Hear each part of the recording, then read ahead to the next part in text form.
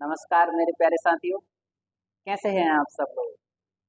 आशा है कि आप सब लोग कुशल मंगल से हैं और आप सबकी जो पढ़ाई है बहुत ही शानदार तरीके से चल रही है। आइए आप सब लोग जुड़ जाइए और हमारे इस सेशन में इतिहास के पिछली क्लास में हमने मौर्य वंश की शुरुआत कर दी थी और आपने देखा था एक ऐसा महान शासक जिसने अंतरराष्ट्रीय स्तर पर विवाह किया था। अब आपको नाम बताना है वो कौन सा शासक था, तो आप बताएंगे ऐसा कौन सा शासक था जिसने अंतरराष्ट्रीय विवाह किया था। तो आप बताएंगे सर चंद्रगुप्त मौर्य था। कौन था? चंद्रगुप्त मौर्य। और जिनसे विवाह किया था उनका नाम क्या था? तो आप बताएंगे कार्नेलिया या हेलेना। ऐसे करके चंद्रगुप्त मौर्य ने घनानंद की हत्या कर देता है वो, और अपने क्षेत्र का विस्तार करता है। फिर आगे जब बात आती है कि जब चंद्रगुप्त का अंतिम समय आता है तो उसने एक जो पद्धति आपको बताई थी, संलेखना पद्धति। कौन सी पद्धति आपकी? संलेखना पद्धति के माध्यम से ये जो है अपने प्राण त्याग देता है। अब चंद्रगुप्त मौर्य का जो पुत्र होता है उसका नाम है बिंदुसार। क्या नाम है? बिंदुसार के बारे में आज हम चर्चा करने वाले हैं, और उसके पुत्र के बारे में जिसका नाम अशोक महान हुआ है उसके बारे में भी हम चर्चा करेंगे। तो आइए सब लोग जुड़ जाइए और ज्यादा से ज्यादा लोगों को इस क्लास के लिंक को आप शेयर कर दीजिए, है ना। चलिए, तो आज हमारा टॉपिक क्या है? आप बताएंगे सर बिंदुसार है। किसके बारे में पढ़ रहे हैं हम? तो आप लिख लीजिए, हम पहले तो पढ़ रहे हैं कौन सा आपका? मौर्य वंश। कौन सा वंश पढ़ रहे हैं? मौर्य वंश। और मौर्य वंश में हमने पढ़ लिया था किसके बारे में? चंद्रगुप्त के बारे में। अब चंद्रगुप्त का जो पुत्र हुआ, इनका आपको पुत्र भी याद रखना। चंद्रगुप्त का पुत्र कौन हुआ? तो आप कहोगे सर बिंदुसार। क्या नाम है? बिंदुसार। अब हम इसके बारे में चर्चा करने वाले हैं। तो आप सब लोग हेडिंग डाल लीजिए कि आपका जो मगध पर, कहाँ की बात चल रही है आपकी? मौर्य वंश कहाँ पर था आपका? ये मगध पर। मगध पर अगला शासक आ गया है जिसका नाम क्या हुआ आपका? बिंदुसार। दो कंफ्यूजन आपको याद रखते हैं। एक हर्यक वंश में था। कौन से वंश में था आपका? हर्यक वंश में, जिसका नाम आपने सुना है बिंबिसार। क्या नाम है? उसका नाम था बिंबिसार, और इसका नाम है बिंदुसार। बिंदु मतलब पॉइंट वाला। तो याद रखना, चंद्रगुप्त मौर्य का पुत्र हुआ बिंदु के समान। ठीक है ना। इसका नाम क्या? बिंदुसार, और ये था बिंबिसार। हम पढ़ रहे हैं बिंदुसार के बारे में। तो आप लोग हेडिंग डाल लीजिए क्या? बिंदुसार। तो अब बात आती है जब बिंदुसार की, तो बिंदुसार के पिता का नाम क्या है? तो आपने अभी हाल देख लिया इसके पिता कौन है। इसके जो पिता है उनका नाम क्या है? चंद्रगुप्त। तो आप ऐसे लिख लीजिए, हम बात कर रहे हैं बिंदुसार की।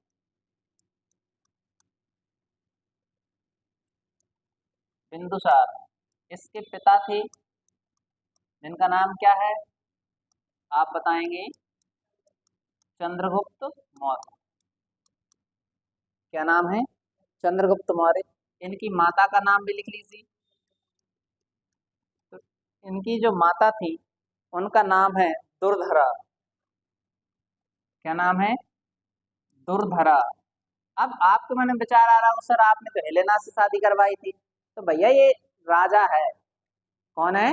राजा है, और राजा महाराजाओं की एक शादी नहीं होती, बहुत सारे विवाह किए इसने। ठीक है ना।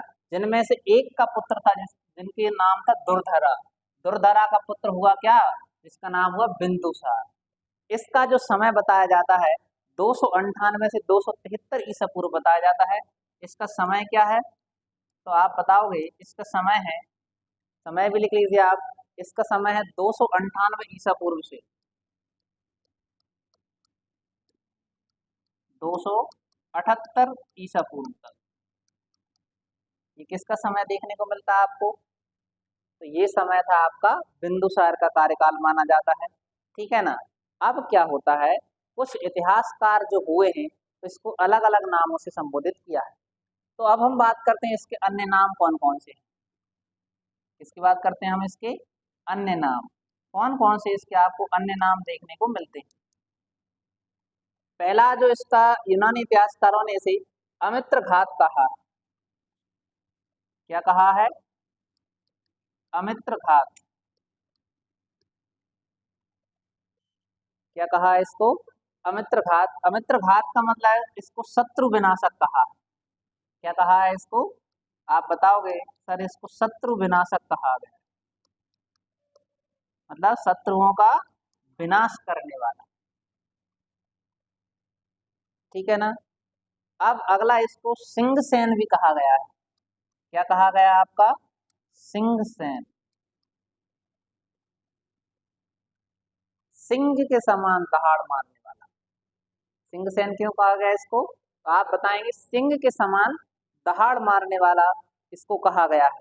और अमित्र घात भी कह दिया और सिंह सेन भी इसको नाम दे दिया। तो ये नाम इसको देने वाले आपके यूनानियों ने अलग अलग नाम इसको दिए हैं। अब इसकी बात आती है कि बिंदुसार के जो है 101 पुत्र थे। इसके कुल पुत्र कितने थे? सोचो आप कितने पुत्र हैं इसके? तो 101 पुत्र हैं।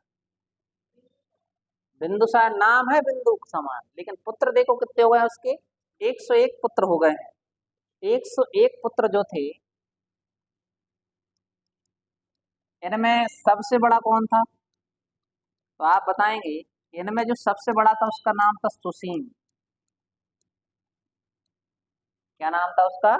सुसीम जो था वो सबसे बड़ा पुत्र था इनमें। और इनमें ही 101 में ही आता था आपका अशोक।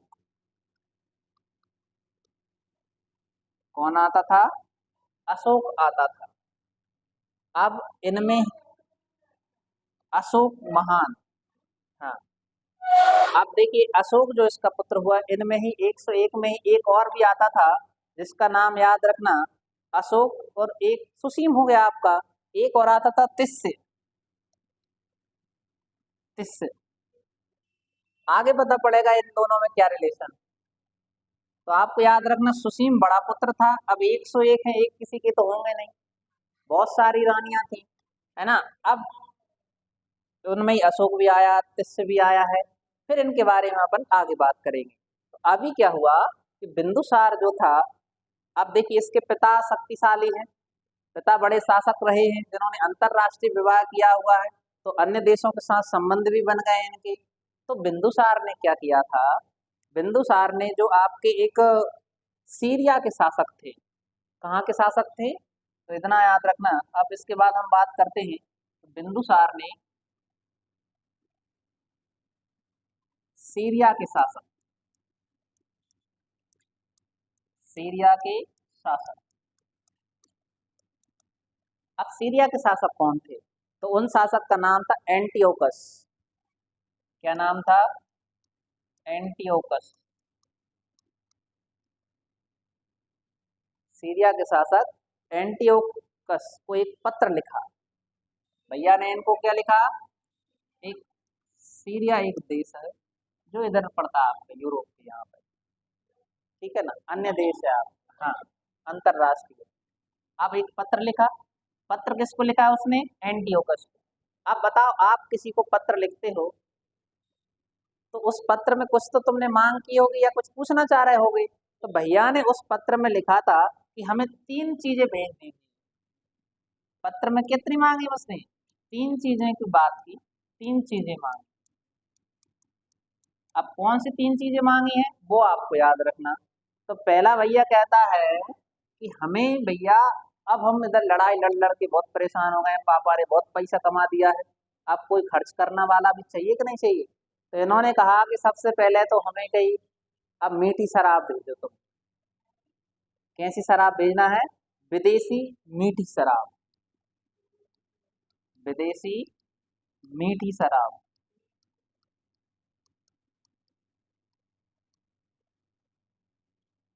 ठीक है ना। अब कहीं जब शराब भेजोगे तो हमारी हालत भी खराब होगी, कमजोरी भी आएगी।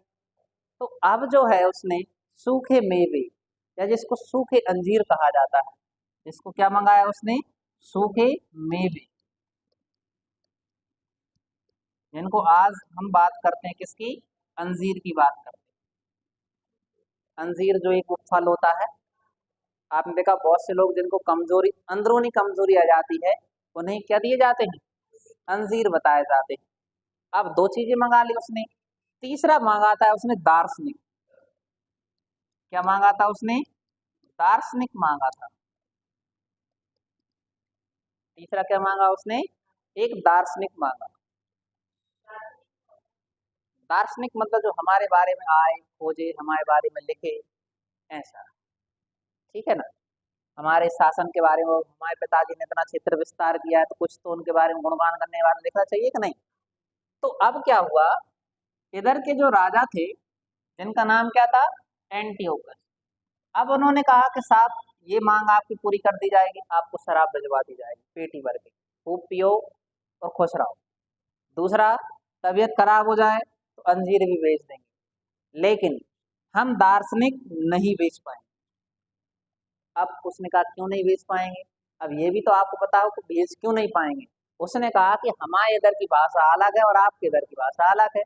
अगर मान लो मैंने किताब भी लिख दी उसने, तो क्या बताओ आपके लोगों को समझ में आएगा क्या? नहीं। तो उसने याद रखना, इसने तीन चीजों की मांग की थी।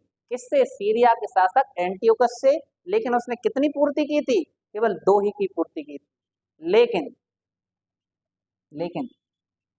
दार्शनिक नहीं भेजा उसने, इसने एक राजदूत भेज दिया था। क्या भेज दिया? कौन भेज दिया इसने? एक राजदूत भेज दिया था। अब आपको याद रखना है उस राजदूत का नाम क्या था।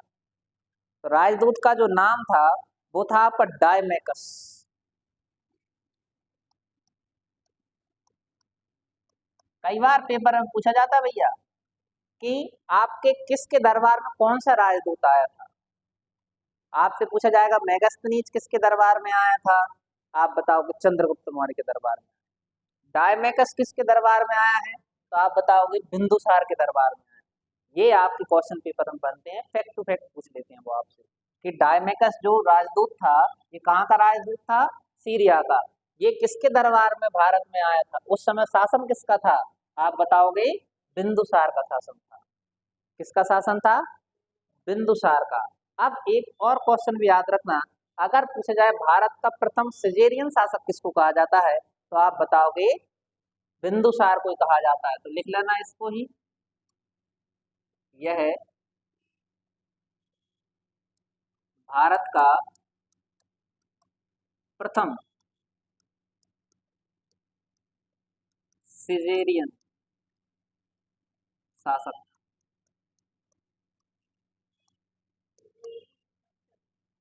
कैसा शासक कहा गया है आपका? सिजेरियन शासक कहा गया है। ठीक है ना। अब जब सिजेरियन शासक इसको कहा गया है, तो आपको एक और क्वेश्चन भी याद रखना है कि जो बिंदुसार है, कौन है आपका? बिंदुसार। बिंदुसार के समय पर मगध पर दो बार गृह युद्ध हुआ। कितनी बार हुआ? गृह युद्ध। तो आप बताओ इसके समय दो बार क्या हुआ आपका? आप बताओगे सर गृह युद्ध हुआ।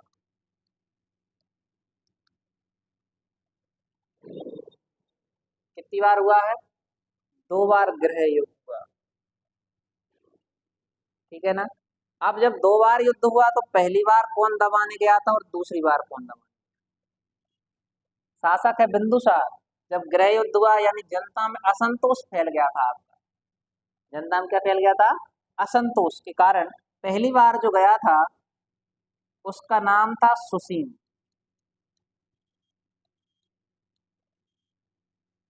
पहली बार कौन गया था?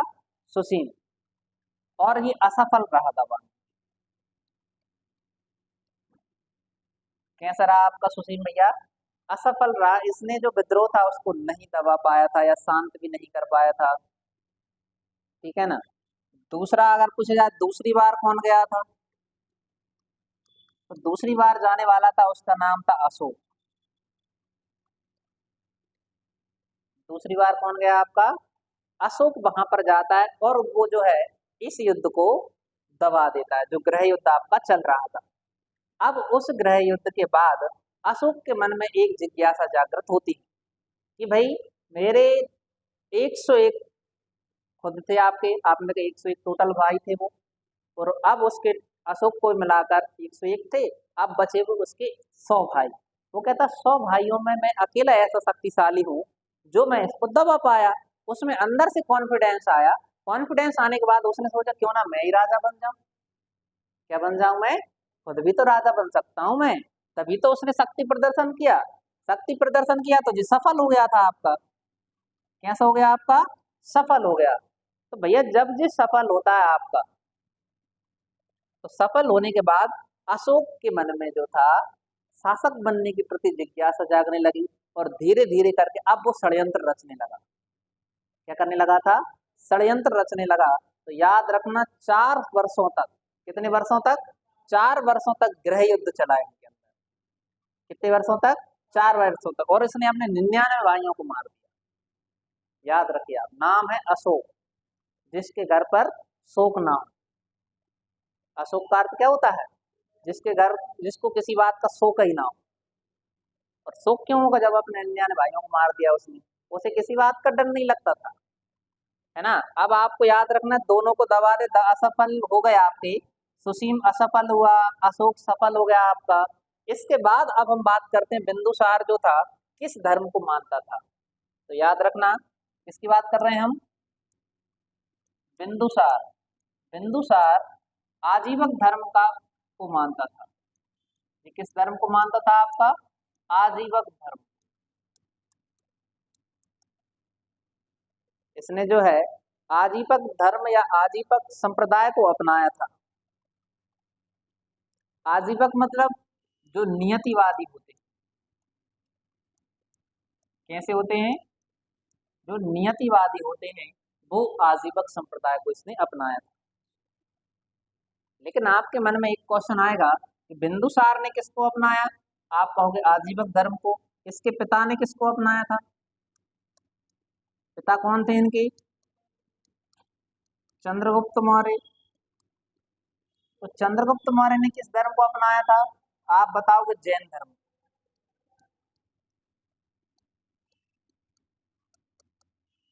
किसको अपनाया था? जैन धर्म को अपनाया। और जैन धर्म को अपनाने के बाद अब आपको याद रखना, इसका जो पुत्र हुआ उसका नाम क्या है? अशोक। तो अशोक ने किस धर्म को अपनाया? तो आप बताओगे कि पहले जो था आपका आरंभिक में शैव धर्म का अनुयायी था अशोक, यानी आरंभ में। आरंभ में किस धर्म को अपनाया इसने?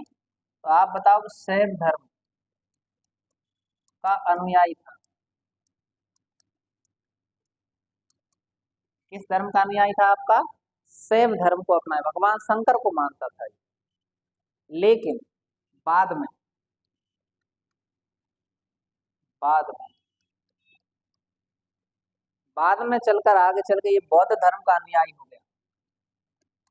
किस धर्म को मानने लगा ये? बौद्ध धर्म का अनुयायी हो गया।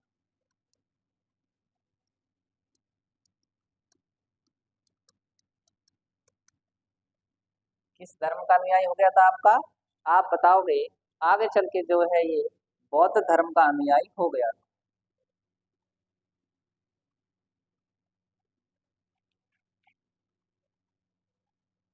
देख लिया।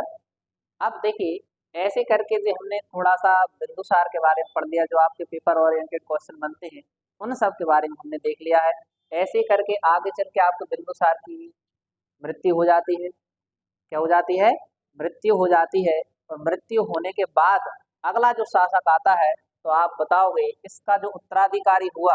वैसे बिंदुसार अपना उत्तराधिकारी सुसीम को बनाना चाह रहा। जैसे आपने देखा, राजा का बड़ा बेटा ही राजा बनता है, ऐसे ही इसका जो बड़ा पुत्र था वो सुसीम था। सुसीम को राजा बनाना चाह रहा था। लेकिन छोटे भाई ज्यादा समझदार निकला अशोक। अशोक ने खुद को शक्ति प्रदर्शन चालू कर दिया, और उसने कहा कि मुझे राजा बनाओ, अगर तुम नहीं बनाओगे तो हम सबको मार। ऐसे करके उसने, अब इधर बिंदुसार पक्ष में था किसके? सुसीम के। और जो था अशोक स्वतंत्र था। लेकिन उसका जो साथ दे रहा था उसका छोटा भाई था तिस। क्या नाम था? अशोक का एक और भाई भी था जिसका नाम है तिस। वो उसके सगा भाई था उसका, है ना। टोटल 101 थे। सुसीम भी है। और उसने निन्या, हाँ मार देगा आगे चलो। आगे देखो, अब हम बात करते हैं अशोक की। आप हेडिंग डाल लीजिए अशोक। कौन आ गया आपका? अशोक। आगे चल के जो महान हुआ है, आगे चल के अपन कहते अशोक महान। तो महान जी पहले से नहीं थे। कहते ना कोई भी व्यक्ति पहले से महान नहीं बनता है, वो अपने कर्मों के आधार पर महान बनता है ना। तो अशोक का अर्थ बताएं अगर हम, तो अशोक का जो अर्थ होता है दर्द रहित, दर्द रहित, या जिसको हम कहते हैं चिंता मुक्त। कैसा है? चिंता मुक्त, दर्द रहित है जो, चिंता मुक्त है जो, उसी को कहा गया है क्या? अशोक कहा गया है। तो ऐसे हमने इनके नाम लिख लिए, इसको अर्थ क्या होता है। अब इसके पिता का नाम लिख लो। अब आप बता सकते हैं इसके पिता का नाम क्या है? तो इसके पिता का नाम क्या है? आप बताओगे सर इसके पिता का नाम है बिंदुसार। लेकिन इनकी माता का नाम,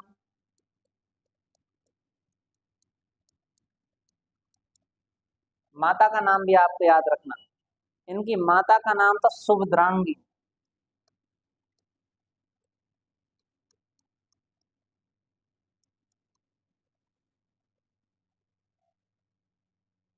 क्या नाम था? सुभद्रांगी। सुभद्रांगी के अलग अलग नाम भी देखने को मिलेंगे, इनके अलग अलग जानकारी देखने को मिलती है। कहीं इनको धम्मा भी कहा गया है। क्या कहा गया है? धम्मा कहा गया है। कहीं कहीं जो इनको वन देवी कहा गया है। क्या कहा गया है? वन देवी भी कहा गया है।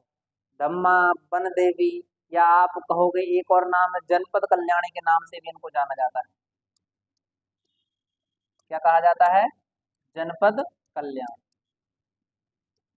ये इतने नाम इनकी माता जी के देखने को मिलते हैं। अब अशोक जो था, आगे हम बात करते अशोक के बारे में जानकारी हमें कहाँ से मिलती है। तो एक जो अनुश्रुति है जिसका नाम सिंगली अनुश्रुति। कौन सी है आपकी? आप बताओगे इसके जो बारे में जानकारी मिलती है। सिंहली अनुश्रुति, सिंगली अनुश्रुति, सिंगली अनुश्रुतियों, यानी सिंगली अनुश्रुतियों में आता है आपका कौन सा? दीपवंश। कौन सा वंश? दीपवंश। और एक और था आपका महावंश। दो आपको देखने को मिलते, दीपवंश और महावंश। दीपवंश और महावंश के अनुसार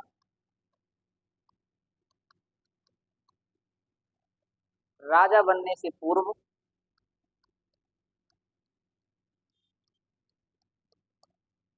राजा बनने से पूर्व 4 वर्ष तक गृह युद्ध किया।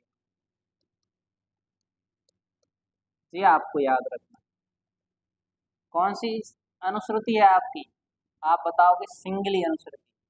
सिंगली अनुश्रुति के अनुसार कौन कौन से वंश देखने को मिलते हैं आपको? दीपवंश और महावंश में इसके बारे में बताया है। क्या बताया है? कि जो आपका अशोक राजा बना था उसके पहले उसे 4 वर्ष तक गृह युद्ध लड़ना पड़ा। कौन सा युद्ध लड़ना पड़ा था? गृह युद्धों से अपने अपने लड़ना पड़ा था। तो देखो अब 99 101 भाइयों में कोई ना कोई तो राजा बनने की चाह रखता है कि नहीं रखता। तो ऐसे करके जो इसने क्या किया, अपने 99 भाइयों की हत्या कर दी। इनके अनुसार ही है ना, इसने जो है अपने 99 भाइयों की हत्या कर दी।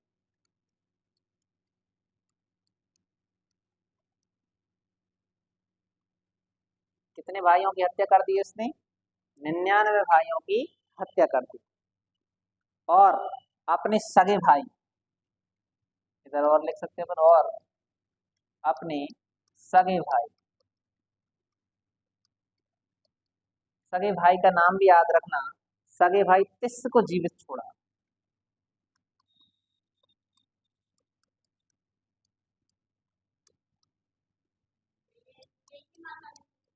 हाँ, दोनों सगे भाई। तो इसने सबको मार दिया और अब छोड़ किसको दिया आपने? सगे भाई को इसने जीवित छोड़ दिया था। उस सगे भाई का नाम क्या है आपका? तो आप बताओगे तिस को उसने जीवित छोड़ दिया। अब कई बार पेपर में क्वेश्चन पूछा जाता है कि जब अशोक शासक बना था, क्या बना आपका? शासक बना अशोक, तो उसके पहले ये कहाँ का राज्यपाल था? जैसे आप ना राजकुमार राजकुमार कहते हैं, राजकुमार कहीं की तो होंगे, राजा का क्षेत्र तो सभी जगह होता है। उसके कुछ राज्यों में आपके उनके राज्यपाल शासन चलता था, वहां पर उनके बच्चों को सौंप दिया जाता था। अब अशोक जो था शासक बनने से पहले, शासक बनने के पूर्व, आप बताओगे अवंती, नाम सुना आपने? अवंती, अवंती जिसको कहा जाता है आपका उज्जैनी, अवंती को क्या कहा जाता है आपका? उज्जैनी का प्रांतपाल। हाँ, अवंती या उज्जैनी का प्रांतपाल था। ज्यादातर आपको जो नाम देखने को मिलेगा वो अवंती यानी उज्जैनी नाम देखने को मिलता है। कि अगर पूछा जाए कि क्या सम्राट जो अशोक थे वो आपके उज्जैन के राज्यपाल थे, तो थे। ठीक है ना? कब? जब तक वो आपके मगध के शासक नहीं बने थे तब तक। उसके बाद तो जो थे, इसके बाद जो है जी मगध का शासक बन जाते हैं। कहाँ का शासक बन जाता है आपका? मगध का शासक।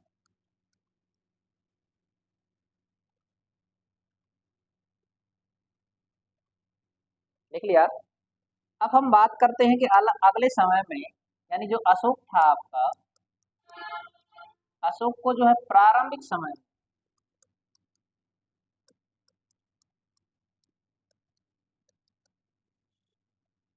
प्रारंभिक समय में चंडाशोक कहा गया है।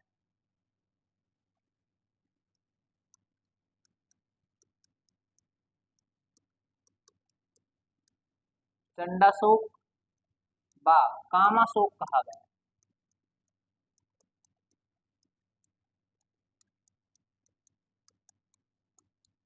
क्या क्या कहा गया है? चंडाशोक व कामाशोक कहा गया है। अब आपके मन में आ रहा होगा विचार ऐसा क्यों कहा गया है? तो भैया एक बात याद रखिए, जब अशोक का समय था, जब अशोक अपनी एक युवा अवस्था में था, लेकिन ये इतना सुंदर नहीं था।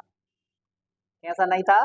सुंदर, बहुत ज्यादा गुस्से वाला, इसलिए तो चंडाशोक कहा गया, कामाशोक कहा गया। बहुत ज्यादा गुस्से वाला था। एक बार ऐसा कहा जाता है कि जब जे एक अपने रास्ते से गुजर रहा था, एक नगर से, और एक नगर पर बैठी हुई कुछ महिलाएं थी, लगभग 500 महिला, है ना, कोई फंक्शन हो रहा हो, शादी वादी, उधर देखकर एक महिला ने हंस दिया इसको। क्या हो गया? जब ये जा रहा था आपका अशोक, अब बेचारा काला तो था ही, खूबसूरत ज्यादा दिखता नहीं था, इधर छत पे से बैठी कुछ महिलाएं थी, उनमें से एक ने हंस दिया। अब एक ने हंस दिया तो बाहर देखा देखी सबने हंस दिया। अब जी पूछा ही नहीं हंसा क्यों था तुम, उसे लगा एक महिला ने हंसा तो धीरे धीरे सब हंसने लगी। इसे गुस्सा आ गया, इसने कहा कि तुमने हंसा क्यों मेरे पे देख के? भाई इसे बुरा लग गया कि हो सकता है मैं अच्छा नहीं लगता इसलिए हंसा उन्होंने, और इसने एक साथ 500 महिलाओं की हत्या करवा, कितनी हत्या करवा दी? 500 महिलाओं को मरवा दिया। भाई ईगो वाला व्यक्ति है, बुरा लग गया उसको, हंसा तो क्यों हंसा? ऐसा बुरा लग जाता है।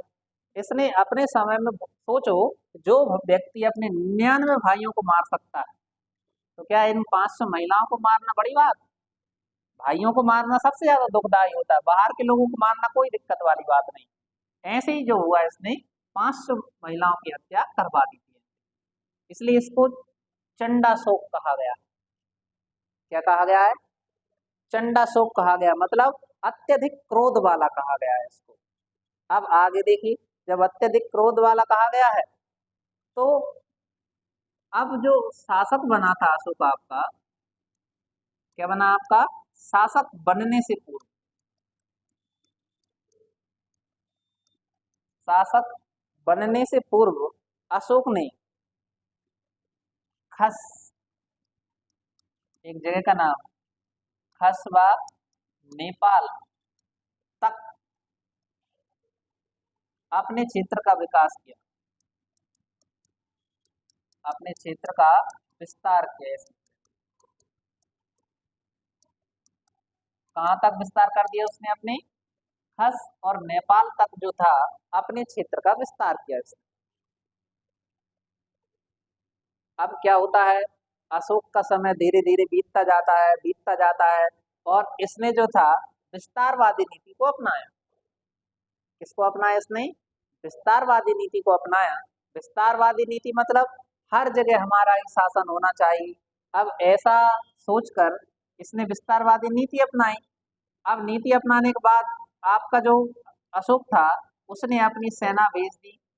कहाँ पर? तो आप बताओगे, कलिंग।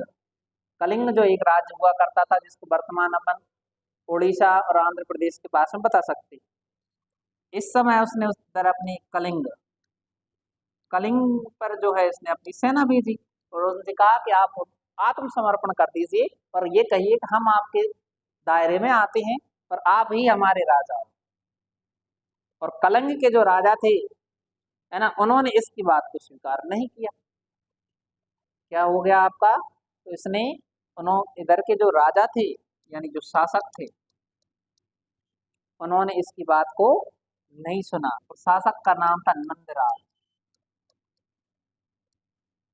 शासक का नाम क्या था? नंदराज। नंदराज ने जो था अशोक की सेना को पराजित किया।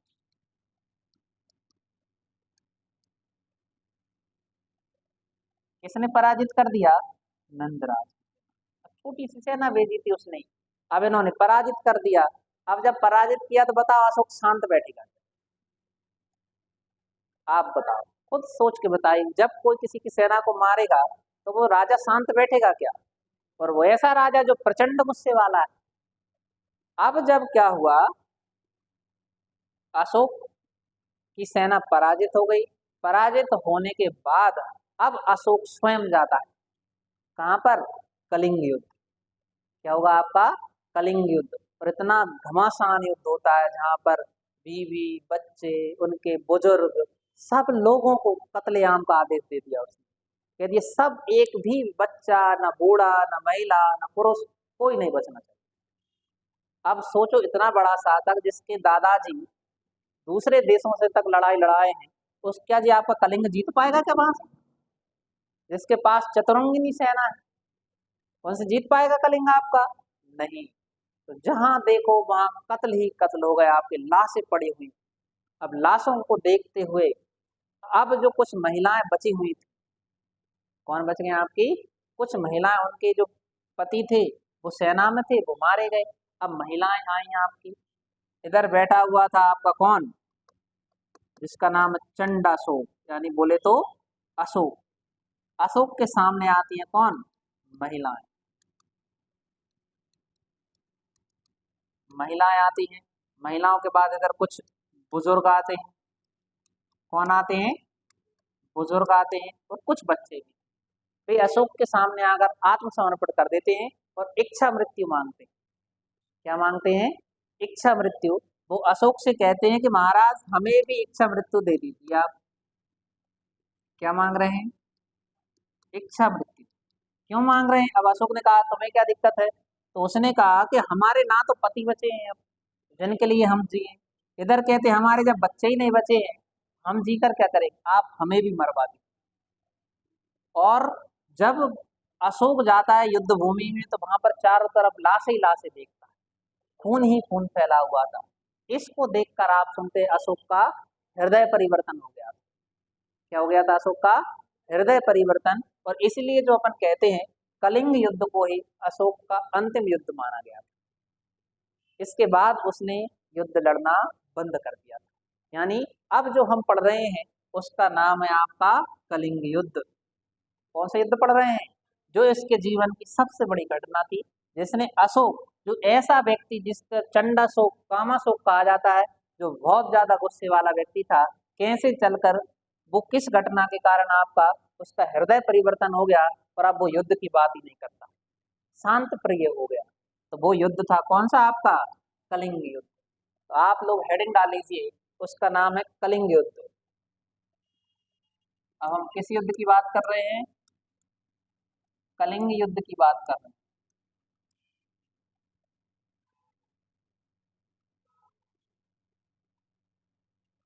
अब कलिंग युद्ध की जब हम बात करते हैं तो ये कब हुआ आपका? आप बताओगे ये कलिंग युद्ध जो हुआ था अशोक के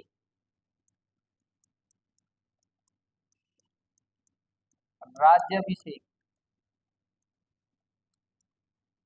अशोक के राज्याभिषेक के 8वें वर्ष।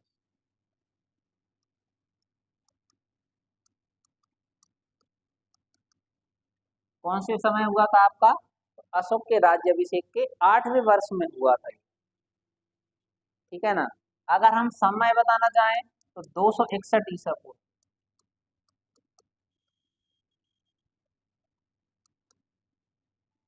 261 ईसा पूर्व,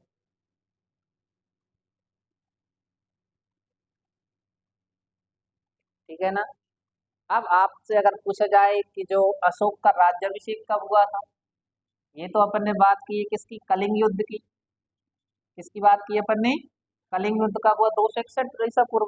लेकिन अगर हम इसकी बात करें कि इसने राज्याभिषेक कब हुआ था इसका, तो इसका जो राज्याभिषेक जो हुआ था ये हुआ था आपका 269 ईसा पूर्व।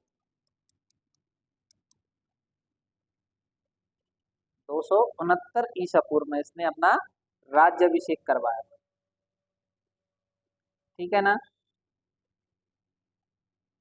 अब आप कहोगे जो कलिंग युद्ध का जो वर्णन, यानी इसकी जो जानकारी हमें मिलती है कि ऐसा ऐसा हुआ था, ये जानकारी मिलती अशोक के अपने स्वयं के 13वें शिलालेख।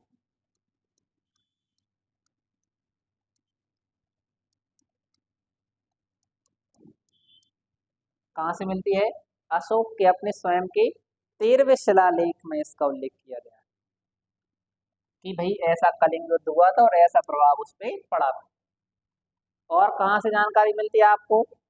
कि एक जो था आपका जिसका नाम है हाथी गुम्फा अभिलेख।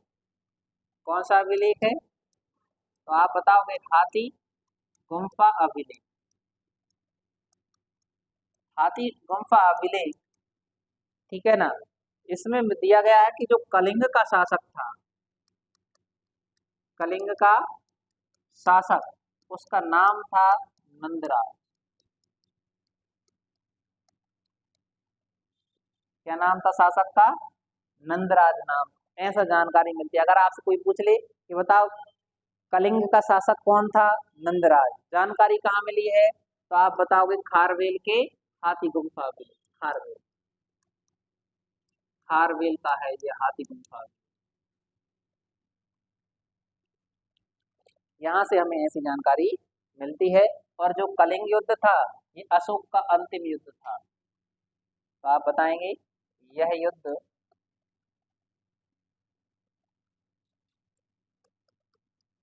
अशोक के जीवन का अंतिम युद्ध था। अशोक के जीवन का अंतिम युद्ध था। कौन सा युद्ध था? आप बताओगे सर उसका नाम था कलिंग युद्ध।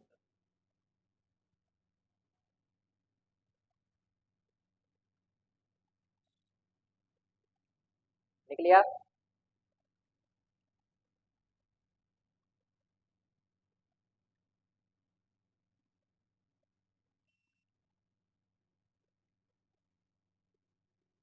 अब देखिए, जब जो है अशोक ने कलिंग युद्ध लड़ा, कलिंग युद्ध में अब क्या हुआ आगे भी देखिए।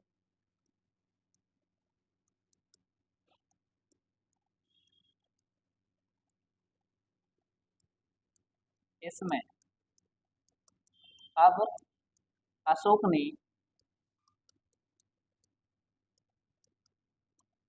रणघोष के स्थान पर, किसके स्थान पर? रण घोष के स्थान पर धम्म घोष को अपनाया।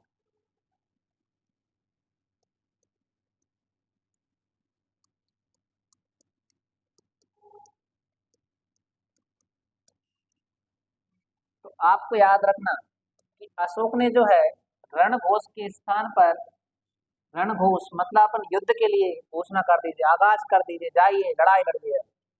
आपको पता जब भी युद्ध होता था तो राजा की परमिशन लेनी पड़ती थी, और राजा कहते थे जाओ रण घोष कर दीजिए, आप घोषणा कर दीजिए अब हम युद्ध करने, आक्रमण करने वाले। अब वहां पर इसने किसको अपना लिया था?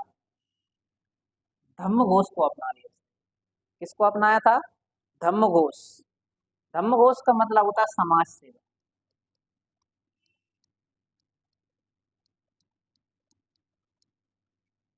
धम्म घोष मतलब क्या होती है आपकी? समाज सेवा। रण घोष मतलब क्या होता है? तो आप लिखें युद्ध घोष, यानी युद्ध की घोषणा।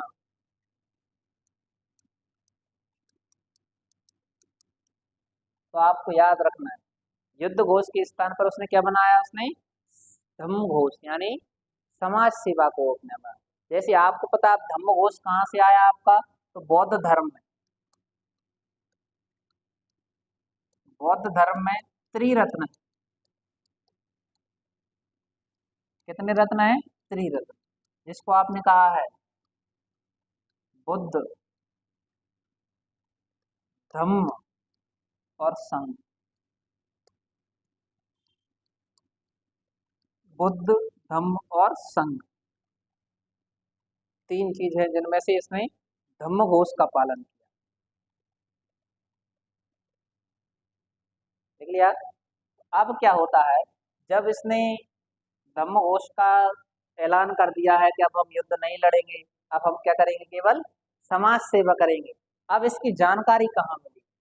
कहीं ना कहीं तो इसकी जानकारी दी गई होगी। तो आप लिख लीजिए अशोक के दूसरे और 7वें स्तंभ लेख में धम्म घोष का उल्लेख मिलता है। यानी हम बात करेंगे कि अशोक के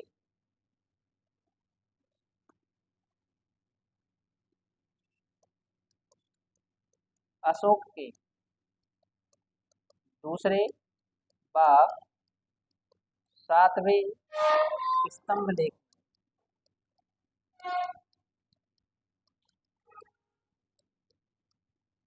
धम्म घोष का उल्लेख मिलता है।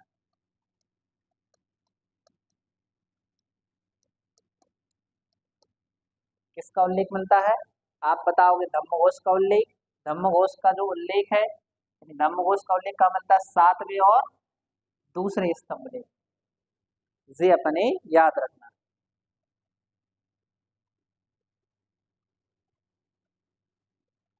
अब इसमें कुछ लाइनें लिखी गई हैं धम्म घोष में, क्या क्या कहा गया है तो आपको थोड़ा सा सुन लेना है। कि इसमें कहा गया है उपनिवेशवे बहु कामायने दया माधवे, सॉरी दया दाने माधवे साधवे सची सोचे चा धमंती। यानी इसमें कहा गया है कि जो पापों से मुक्ति है, क्या मिलेगी आपकी? पापों से मुक्ति। वो कैसे मिलेगी आपको? धम्म को अपनाने के बाद। धम्म को अपनाने के बाद यानी आपको दया और दान करना पड़ेगा। दया दान करने के बाद आपको जो कर्म और वाणी और शुद्ध, कर्म और वाणी में शुद्धता होनी चाहिए और सत्यता का आपको पालन करना पड़ेगा। वही कहलाया आपका क्या? धम्म। तो आपको अगर अपन सामान्य भाषा में बताना चाहें तो इतना सा बताया गया है कि आपने जो पाप किए, पापों की जो मुक्ति है वो मिलेगी आपको कब?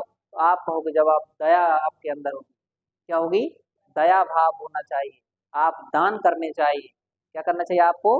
दान करना चाहिए। आपकी वाणी में, आपके कर्म में मधुरता होना चाहिए। यानी वाणी और व्यवहार में क्या होना चाहिए? मधुरता होनी चाहिए और उसमें शुद्धता भी होना चाहिए। क्या होना चाहिए? शुद्धता होना चाहिए, सत्यता होनी चाहिए। वही आपका धम्म कहलाया। ये परिभाषा दी है किसने? आपकी अशोक ने। तो सोचो एक व्यक्ति इतना क्रूर व्यक्ति था, इतना गुस्से वाला व्यक्ति था, कैसे उसमें परिवर्तन हो गया? तो जे बस उसके मन के भाव होते हैं। कब कैसा व्यक्ति का मन का भाव हो जाए। एक समय कोई व्यक्ति किसी चीज से ईर्ष्या करता है और एक समय भाई उससे प्रेम करने लगता है, तो वो क्या है? उसके मन के भाव यानी हृदय का परिवर्तन हो जाना। और अशोक का जो हृदय परिवर्तन हुआ वो किसके कारण हुआ था आपका? आप बताओगे कलिंग युद्ध। ऐसी घटना देखकर उसका हृदय परिवर्तन हो गया और वो घबरा गया कि मैंने लाखों लोगों को बस थोड़ी सी जिद की वजह से मार डाला, है ना। अब मुझे इसका क्या करना पड़ेगा? प्रायश्चित करना पड़ेगा। अब देखिए आगे हम बात करते हैं कि अशोक ने जब ये घोषणा कर दी थी, घोषणा करने के बाद एक कलहण कलहण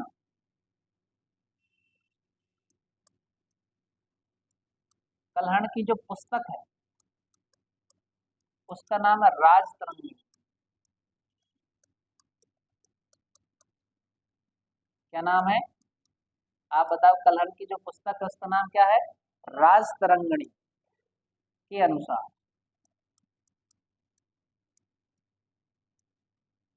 के अनुसार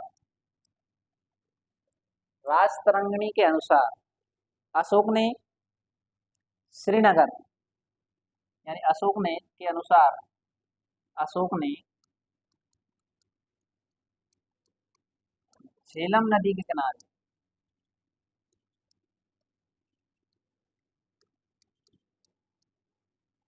कौन सी नदी के किनारे? झेलम नदी के किनारे एक नगर की स्थापना की। झेलम नदी के किनारे श्रीनगर व नेपाल में नेपाल में एक यानी आप कहोगे ललितपुर नामक नगर बसा। जी आपको याद रखना ये जानकारी हमें कहाँ से मिलती है, तो आप बताओगे कि जो राजतरंगिणी है, राजतरंगिणी के लेखक कौन है आपके? कल्हण। उन्होंने बताया उस किताब में कि अशोक ने झेलम नदी के किनारे कुछ नगर बसवाए। उस नगर का नाम क्या था आपका? श्रीनगर, जो वर्तमान में आप नाम सुनते हैं। और एक नेपाल में नगर बसाया जिसका नाम क्या था आपका? ललितपुर। ललितपुर उत्तर प्रदेश वाला नहीं है भैया, ये आपको पहले ही बता दिया गया है। ललितपुर कहाँ का है आपका? नेपाल का नगर, जिसकी स्थापना किसने करवाई थी आपकी? तो आप बताओगे अशोक ने करवाई। अब आपको याद रखना कि जो राजतरंगिणी है यह एक ऐतिहासिक ग्रंथ है।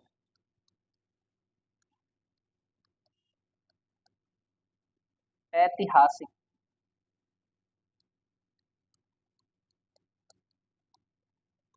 कैसा ग्रंथ है? ऐतिहासिक ग्रंथ है जिसमें हमें कश्मीर का इतिहास मिलता है। कश्मीर का इतिहास मिलता है।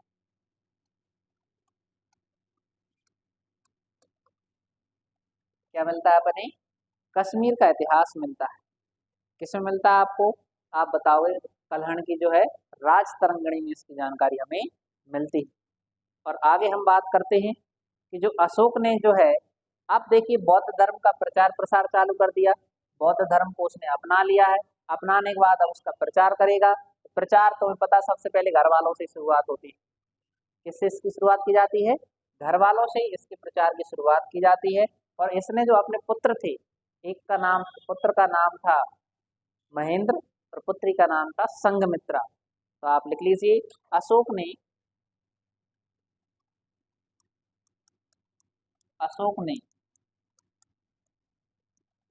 बौद्ध धर्म के प्रचार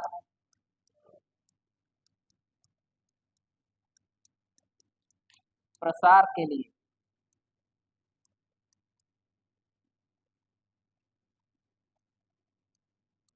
अपने पुत्र और अपने पुत्र महेंद्र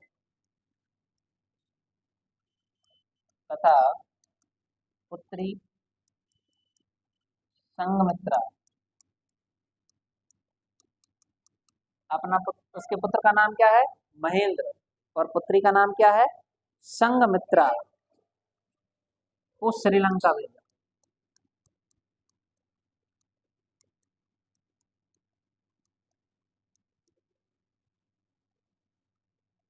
कहाँ भेज दिया इसने? श्रीलंका भेज दिया है, दोनों को साथ भेजा। कहाँ भेज दिया है? श्रीलंका। अब देखिए, अब आपके मन में आ रहा होगा श्रीलंका का शासक कौन है, ये भी याद रखें, तो लिख लेना इधर, श्रीलंका का शासक। तो जो श्रीलंका का शासक था उसका नाम था तिस्स। अब आपको पता पड़ा जो तिस्स कौन है? तिस्स उसका भाई है ये।